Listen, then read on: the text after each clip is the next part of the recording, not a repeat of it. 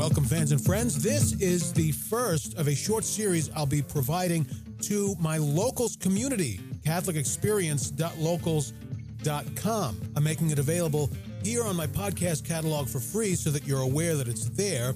This first episode is free, obviously, to you because there you are listening to it. So it's free for everybody, including free members of my locals community. Subsequent episodes will be for paid members of my locals community. Paid members, $5 a month. catholicexperience.locals.com. Please join me. It's a Catholic community. There's going to be interaction. There's going to be the occasional video podcasts, exclusive content, and so on. catholicexperience.locals.com. Now enjoy this free episode on proofs of God's existence and St. Thomas Aquinas' 5 ways or 5 proofs of God's existence. Thank you for listening. On with the show. Can we prove that God exists? It depends on who you ask. Some people have a strange idea of what proof actually is. We're going to talk about that. We're going to talk about different kinds of evidence, and we're going to preface a short series that this is introducing, a series on Aquinas' 5 ways. Now, this is going to be a little philosophical.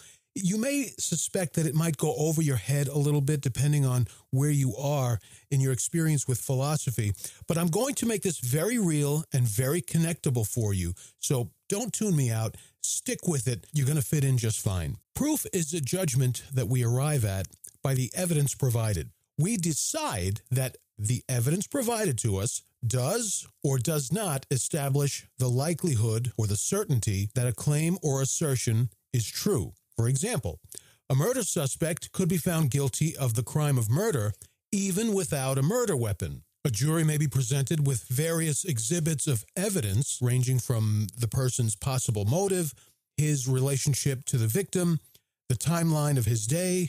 Was he within proximity to the victim? Did he have the time to commit the crime? And so on.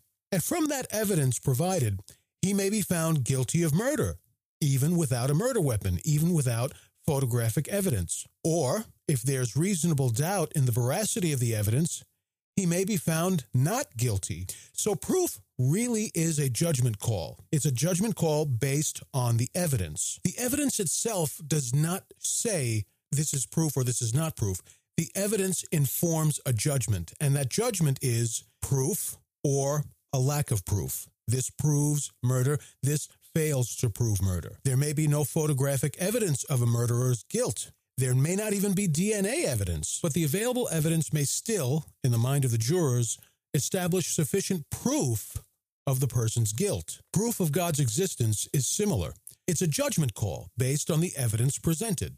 And there are at least 2 types of evidence that we're going to talk about: logical evidence and material evidence. Logical evidence is evidence that's rational, logical, and fits the available data where nothing else better fits the data. For instance, let's say I leave a plate of food on my table, and then I step away to go to the kitchen to get a fork. When I come back and I find the plate of food is now empty, it's either evidence that the food simply vanished, or it's evidence that I only imagined having served the food, or it's evidence that my dog Rocky got to the plate before I came back to it. Which better fits the available data of a plate that was full when I left it and empty when I returned? My dog having eaten the food is the conclusion that best fits the logical evidence. There may not be a photograph or a video of my dog scarfing my food, but only one conclusion fits the data. Photographic evidence would be material evidence. It's physical. Maybe paw prints on my chair would be material evidence. That's also physical. Sauce stains around my dog's mouth might be material evidence. Material evidence is of a physical character. It can be seen, measured, quantified, and so on.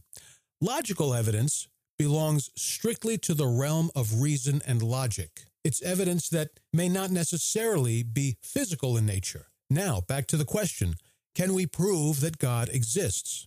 Understanding that proof is a judgment on the evidence and that material evidence is impossible to find when we're arguing for the existence of an immaterial God, we have to rely on logical evidence. And by analyzing logical evidence, we can indeed establish that God exists, or we can at least establish that he very likely exists and that no other conclusion better fits the available data.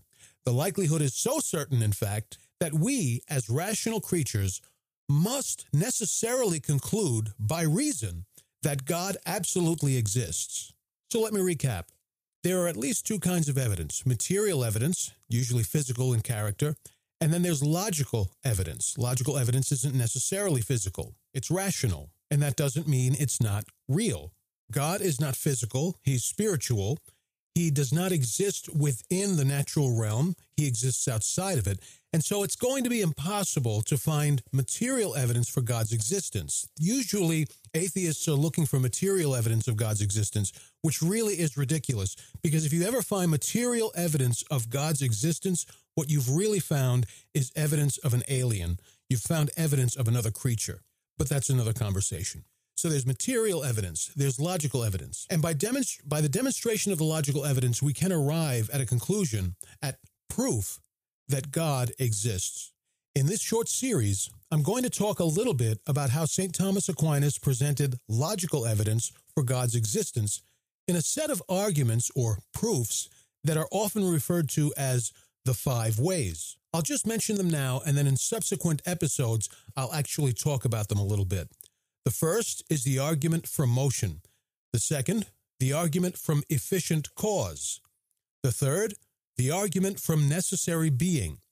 The fourth, the argument from gradation. And the fifth, the argument from design. Now, people have been mulling this over and trying to logically defeat these arguments.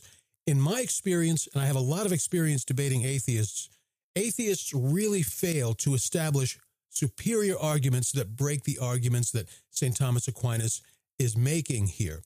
As I said, logical evidence establishes the truth of a claim where nothing else better fits the conclusion.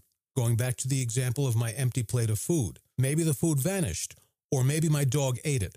Which conclusion best fits the logical evidence? In the next episode of the series, I'll talk about the first of St. Thomas Aquinas' 5 ways, the argument from motion.